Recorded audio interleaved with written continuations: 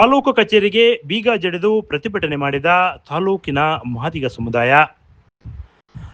ಮಾದಿಗ ಸಮುದಾಯ ಸಚಿವರುಗಳು ಕೂಡಲೇ ರಾಜೀನಾಮೆ ನೀಡಬೇಕು, ಇಲ್ಲವಾದಲ್ಲಿ ಒಳ ಮೀಸಲಾತಿ ನೀಡುವಂತೆ ಸರ್ಕಾರದ ಮೇಲೆ ಒತ್ತಡ ಹಾಕಬೇಕು ಎಂದು ಪಟ್ಟಣ ಪಂಚಾಯಿತಿ ಮಾಜಿ ಅಧ್ಯಕ್ಷ ಮತ್ತು ಡಿಎಸ್ಎಸ್ನ ಮುಖಂಡರಾದ ಜಿ ಪ್ರಕಾಶ್ ಅವರು ಸರ್ಕಾರದ ವಿರುದ್ಧ ಆಕ್ರೋಶ ಹೊರಹಾಕಿದರು. ಪಟ್ಟಣದಲ್ಲಿ ಮಂಗಳವಾರ ತಾಲೂಕು ಪಂಚಾಯಿತಿಗೆ ಬೀಗ ಹಾಕಿ ಪ್ರತಿಭಟನೆ ಮಾಡಿ ಅವರು ಮಾತನಾಡಿದರು. ನಮ್ಮ ಹೋರಾಟ ನಿರಂತರವಾಗಿ ನಡೆಯುತ್ತದೆ. ನಾವು ಪ್ರತಿಯೊಂದು ಕಚೇರಿಗೆ ಮುತ್ತಿಗೆ ಹಾಕಿ ಬೀಗ ಹಾಕುತ್ತೇವೆ. ಈ ಕೂಡಲೇ ಸರ್ಕಾರ ನಮ್ಮ ಬೇಡಿಕೆಗಳನ್ನು ಈಡೇರಿಕೆ ಮಾಡಬೇಕು, ಇಲ್ಲವಾದಲ್ಲಿ ಮುಂದಿನ ದಿನಗಳಲ್ಲಿ ಇನ್ನು ಹೆಚ್ಚು ಹೋರಾಟಗಳನ್ನು ಮಾಡಲಾಗುವುದು ಎಂದು ಸರ್ಕಾರಕ್ಕೆ ಎಚ್ಚರಿಕೆ ನೀಡಿದರು.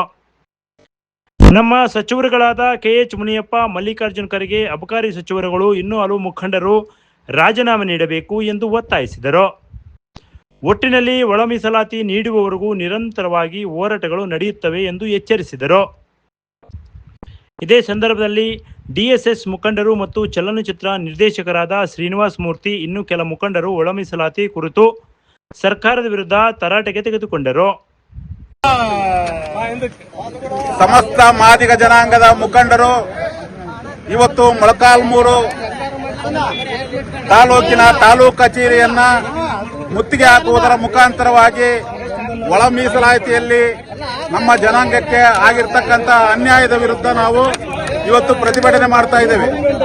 ನಮ್ಮ ಮೊದಲ ಆಗ್ರಹ ಏನಂತಂದ್ರೆ, ಮಾದಿಗ ಜನಾಂಗದ ಪ್ರಾತಿನಿಧ್ಯದಲ್ಲಿ ಮಾದಿಗ ಜನಾಂಗವನ್ನು ಉದ್ಧಾರ ಮಾಡ್ತೀವಿ ಅಂತೇಳಿ ಮಾದಿಗರ ಕೂಟದಲ್ಲಿ ಮಂತ್ರಿಯಾಗಿರ್ತಕ್ಕಂಥ ಕೆಎಚ್ ಮುನಿಯಪ್ಪ ಮತ್ತು ಆರ್.ಬಿ. ತಿಮ್ಮಾಪುರ್ ಅವರು ಕೂಡಲೇ ತಮ್ಮ ಅಸಮರ್ಥತೆಯನ್ನ ಒಪ್ಪಿಕೊಂಡು ವಿಧಾನಸೌಧದ ಮುಂದೆ ಬಹಿರಂಗವಾಗಿ ನೇಣು ಹಾಕ್ಕೊಂಡು ಸಾಯ್ಬೇಕು ಅವರು.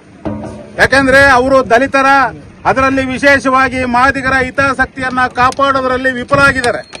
ಅದೇ ರೀತಿಯಾಗಿ ಇವತ್ತು ಮಲ್ಲಿಕಾರ್ಜುನ ಖರ್ಗೆ ಆಗಿರ್ಬೋದು, ಪರಮೇಶ್ವರ್ ಆಗಿರ್ಬೋದು, ಮಹದೇವಪ್ಪರಾಗಿರ್ಬೋದು, ಡೆಲ್ಲಿಯಲ್ಲಿ ಕೇಳಿದ್ರೆ ಎಸ್ಸಿ ಅಂತಾರೆ, ಕರ್ನಾಟಕಕ್ಕೆ ಬಂದ್ರೆ ನಾವು ಬಲಗೈ ಅಂತಾರೆ. ಇಂಥ ರಾಜಕಾರಣಿಗಳಿಂದ ಯಾವತ್ತೂ ಕೂಡ ಕಾಂಗ್ರೆಸ್ ಪಕ್ಷ ಉದ್ಧಾರ ಆಗೋದಿಲ್ಲ. ದಲಿತರನ್ನೇ ಆರ್ಥಿಕವಾಗಿ, ಸಾಮಾಜಿಕವಾಗಿ, ರಾಜಕೀಯವಾಗಿ ಹಿಂದುಳಿದಿರ್ತಕ್ಕಂಥ ಮಾದಿಗ ಸಮಾಜವನ್ನ ಬಲಗೈ ಸಮಾಜದವರು ನಿರಂತರವಾಗಿ ಸ್ವತಂತ್ರ ಬಂದಾಗಿನಿಂದ ಇಲ್ಲಿಯವರೆಗೂ ತುಳ್ಕೊಳ್ತಲೇ ಬರ್ತಾ ಇದ್ದಾರೆ. ಈ ಒಂದು ಅವರ ದೌರ್ಜನ್ಯದ ವಿರುದ್ಧ, ರಾಜಕೀಯ ದೌರ್ಜನ್ಯದ ವಿರುದ್ಧ ನಾವೆಲ್ಲರೂ ಕೂಡ ಮಾದಿಗ ಜನಾಂಗ ಎತ್ತೆಚ್ಚಿಕೊಳ್ಳಬೇಕಾಗಿದೆ.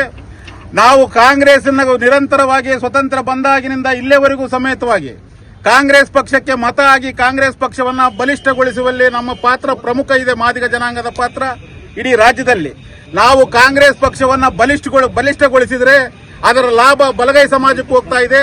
ಯಾಕಂದ್ರೆ ಕರ್ನಾಟಕ ರಾಜ್ಯ ಸರ್ಕಾರದಲ್ಲೇ ಪ್ರಭಾವಿಗಳು ಯಾರಪ್ಪ ಅಂತಂದ್ರೆ ಮಹದೇವಪ್ಪ, ಪರಮೇಶ್ವರು ಮತ್ತು ಮಲ್ಲಿಕಾರ್ಜುನ ಖರ್ಗೆ. ಅವ್ರನ್ನ ನಾವು ನಿರಂತರವಾಗಿ ಮತ ಹಾಕೋದ್ರ ಮುಖಾಂತರವಾಗಿ ಅವರನ್ನ ಶಕ್ತಿಶಾಲಿಗಳನ್ನಾಗಿ ಮಾಡಿ ಅವರಿಂದ ನಾವು ರಾಜಕೀಯ ದೌರ್ಜನ್ಯಕ್ಕೊಳಗಾಗ್ತಾ ಇದೀವಿ. ಅದಕ್ಕೆ ಸ್ಪಷ್ಟ ಉದಾಹರಣೆ ಅಂತಂದ್ರೆ ಈ ಒಳ ಮೀಸಲಾತಿ.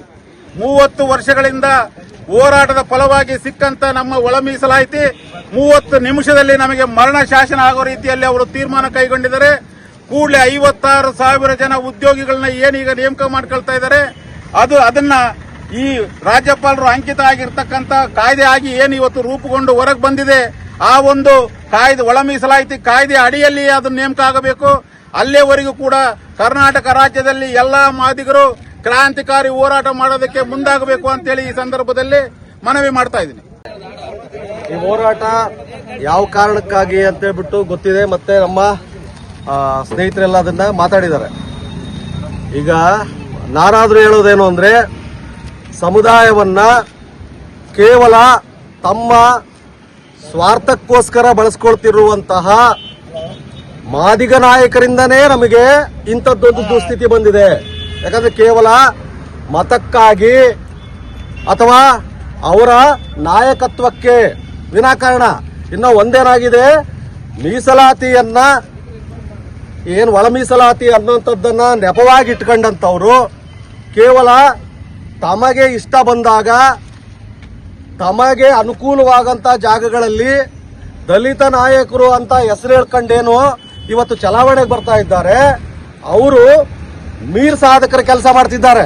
ಮತ್ತೆ ಒಳ ಮೀಸಲಾತಿ ಅನ್ನೋದೇನಿದೆಯಲ್ಲ, ಇದನ್ನ ಇಟ್ಟುಕೊಂಡು ತಮ್ಮ ಈಗಾಗಲೇ ರಾಜ್ಯದಲ್ಲಿ ಹೋರಾಟ ಮಾಡ್ತಿರುವಂತ ಬಹಳಷ್ಟು ಜನ ಮಾದಿಗ ನಾಯಕರೇನಿದ್ದಾರೆ ರಾಜ್ಯ, ಜಿಲ್ಲಾ, ತಾಲೂಕುಗಳಲ್ಲಿ ಬರುವ ಚುನಾವಣೆಗೆ ಈಗಾಗಲೇ ವೇದಿಕೆಗಳನ್ನು ಸಿದ್ಧ ಮಾಡ್ಕೊಳ್ಳೋದಕ್ಕೋಸ್ಕರ ಇಂಥದ್ದೊಂದು ನೆಪವನ್ನ ಇಟ್ಟುಕೊಂಡು ಈ ಒಳ ಮೀಸಲಾತಿಯ ಈ ಹೋರಾಟವನ್ನ ದಿಕ್ಕು ತಪ್ಪಿಸುವಂತ ಕೆಲಸವನ್ನು ಮಾಡ್ತಿದ್ದಾರೆ. ನಾವೆಲ್ಲರೂ ಕೂಡ ಅಂತ ಡೋಗಿ ನಾಯಕರನ್ನ, ಅಂತ ವಿನಾಕಾರಣ ಈ ಜಾತಿಯನ್ನು ಬಳಸ್ಕೊಳ್ಳುವಂತ ನಾಯಕರ ವಿರುದ್ಧ ದಯವಿಟ್ಟು ರಾಜ್ಯದ ಎಲ್ಲಾ ಮಾದಿಗರು ಎಚ್ಚೆತ್ತುಕೊಳ್ಬೇಕು. ಅಂತವರನ್ನ ಅಲ್ಲೇ ಕಂಡಲ್ಲಿ ಖಂಡಿಸುವಂತ ಕೆಲಸ ಆಗಬೇಕು. ಇವತ್ತು ಆ ಮಾದಿಗರನ್ನ ಬರೀ ಇನ್ನೊಂದು ಯಾವುದೋ ಜಾತಿ ಅಂತ ನಾವೆಲ್ಲ ಹೇಳಿದ್ವಿ, ಅದು ಅಲ್ಲ. ಇವತ್ತು ಅದೇ ಮಾದಿಗರೇ ಅವರನ್ನು ಬಳಸ್ಕೊಳ್ಳೋಂಥ ಕೆಲಸ ಆಗ್ತಿದೆ. ಹಾಗಾಗಿ ನಾವೇನು ನಿರಂತರವಾಗಿ ಈ ಒಳ ಮೀಸಲಾತಿಯ ವಿರುದ್ಧವಾಗಿ ಏನು ಷಡ್ಯಂತ್ರ ಮಾಡ್ತಾ ಇದ್ದಾರೆ, ಅವರ ವಿರುದ್ಧ 30 ವರ್ಷಗಳಿಂದ ಹೋರಾಟವನ್ನ ಎಲ್ಲ ಪ್ರಾಮಾಣಿಕವಾದಂತಹ ದಲಿತ ನಾಯಕರು ವಿದ್ಯಾಕಾಶ ಅಂತಕ್ಕಂಥ ಧಾರವಾಡದಲ್ಲಿ ಸ್ಟ್ರೈಕ್ ಮಾಡಿದಕ್ಕೋಸ್ಕರ ಒಂದೇ ದಿನದಲ್ಲಿ ತೀರ್ಮಾನ ತಗೊಂಡಿದ್ದು ಮಾಡ್ತಾ ಇದ್ದಾರೆ. ಬಟ್ 30 ವರ್ಷದಿಂದ ಹಿಂದೆ ನಾವು ಹೋರಾಟ ಮಾಡ್ತಾ ಬಂದ್ರೆ ಅದಕ್ಕೆ ಬೆಲೆನೇ ಇಲ್ಲ. ಅವರೇ ಆದೇಶ ಹಾಕ್ತಾ ಇದ್ದಾರೆ, ಅವರೇ ತೀರ್ಪು ತಗೊಂತಾ ಇದ್ದಾರೆ. ಇದಕ್ಕೆ ಏನು ಆಯೋಗದ ರಚನೆ ಮಾಡೋದಕ್ಕೆ ಬೆಲೆ ಇಲ್ಲ ಅಂತ ಮಾಡಿದ್ದಾರೆ. ಅವ್ರು ಹಿಂಗೆ ಮಾಡ್ಕೊಳಂಗಿದ್ರೆ 100 ಕೋಟಿ 1000 ಕೋಟಿ ಯಾಕೆ ಪಬ್ಲಿಕ್ ಹಣ ಅವರು ಖರ್ಚು ಮಾಡಬೇಕಾಗಿತ್ತು? ಅವ್ರು ತೀರ್ಮಾನ ಮಾಡಂಗಿತ್ತಂದ್ರೆ ದಯವಿಟ್ಟು ರಾಜ್ಯ ಸರ್ಕಾರವು ಇವತ್ತಿನ ದಿನ ಮನವಿಯನ್ನ ಈ ಮಾದಿಗರು ಏನು ಇವತ್ತಿನ ದಿನ ರಾಜ್ಯಾದ್ಯಂತ ಬೀದಿಗಿಳಿದಿದ್ದಾರೋ ತಾವು ಗಮನಿಸಬೇಕು. ಅವ್ರು ಎದಕ್ಕೋಸ್ಕರ ಇಳಿದಿದ್ದಾರೆ, ಯಾಕೋಸ್ಕರ ಇಳಿದಿದ್ದಾರೆ ಅನ್ನೋದು ನಿಮ್ಗೆ ಆಗಲೇ ಮನವರಿಕೆ ಆಗಿದೆ. ಆದ್ರೂ ನಿಮ್ಮ ಬಂಡತನ ಅದು ಖಂಡನೀಯ. ದಯವಿಟ್ಟು ಈ ಮುಷ್ಕರಕ್ಕೆ ಎಡೆ ಮಾಡಿಕೊಡೋದೆ, ಪ್ರಾಣಹಾನಿಗೆ ಎಡೆ ಮಾಡಿಕೊಡೋದೆ. ತಾವು ಇವತ್ತೇನಿದೆ 56% ಏನು ಹೇಳ್ತಾ ಇದ್ದೀರೋ ಸಂವಿಧಾನ ಪ್ರಕಾರ ನಿಮ್ಮ ಕೈಯಲ್ಲೇ ಇದೆ ಅದನ್ನ ತುಂಬಬೇಕಂತದ್ದು. ಅದನ್ನ ನೀವು ಒಂದು ಆದೇಶ ಮಾಡಿ ಅದು ತುಂಬಕ್ಕೆ ಯಾವುದೂ ಅಡ್ಡಿ ಇಲ್ಲ. ದಯಮಾಡಿ ನೀವು ಏನು ಇವತ್ತಿನ ದಿನ ನಮಗೆ ಒಳ ಮೀಸಲಾತಿ ಅನ್ವಯ ನಮ್ಮ ಉದ್ಯೋಗಗಳನ್ನ ನೀವು ತುಂಬಕ್ಕೆ ಬಿಟ್ಟಿದ್ದೀರೋ ಅದನ್ನ ಒಳಗೊಂಡು ಅನ್ವಯಿಸಿ ನೀವು ಉದ್ಯೋಗನ ಮಾಡ್ತೀರಾ ಅಂತ ಹೇಳಿ ನಾವು ಈ ಸಂದರ್ಭದಲ್ಲಿ ಮುಖಂಡರಾದ ನಾಗಭೂಷಣ್, ಹನುಮಂತಪ್ಪ, ಪರಮೇಶಿ, ಯರ್ಜನಹಳ್ಳಿ ನಾಗರಾಜ್, ದೇವೇಂದ್ರಪ್ಪ, ಚಂದ್ರು, ಸಿದ್ಧಾರ್ಥ್, ಮಲ್ಲಿಕಾರ್ಜುನ್, ಗುರುಸ್ವಾಮಿ, ಚಂದ್ರಣ್ಣ ಇನ್ನೂ ಹಲವರು ಉಪಸ್ಥಿತರಿದ್ದರು.